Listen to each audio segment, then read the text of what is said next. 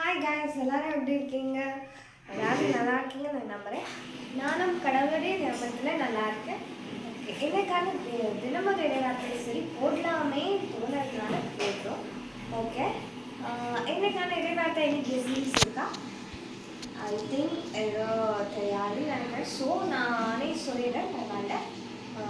என்னைக்கான இடைவார்த்தை ரோமையர்லேருந்து 3வது அதிகாரம் இறைவார்த்தை 3வது இறைவார்த்தையை தான் நம்ம இன்னைக்கு பார்க்க போகிறோம். ஓகே, அந்த இறைவார்த்தை என்ன பார்த்துடலாமா?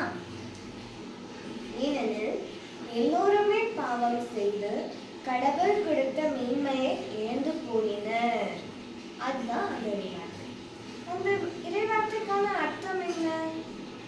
அந்த இறைவார்த்தையில ஆண்டவர் என்ன சொல்றாருன்னா, நமக்குன்னு ஒரு தனி இதுவே கொடுத்து வச்சிருப்பாரு ஆண்டவர்.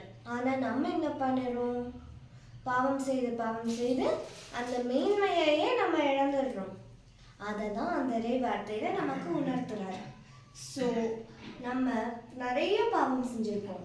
ஆனா ஒரே ஒரு பாவ சங்கீதனம் பண்ணா ஆண்டவர் நமக்கு மன்னிப்பை தருவார், மீட்பையும் தருவார். ஸோ வீடியோ பார்க்குற எல்லாருமே ஒரே ஒரு லைக் and share, subscribe அது மட்டும் போதும் ப்ளீஸ் எனக்காக.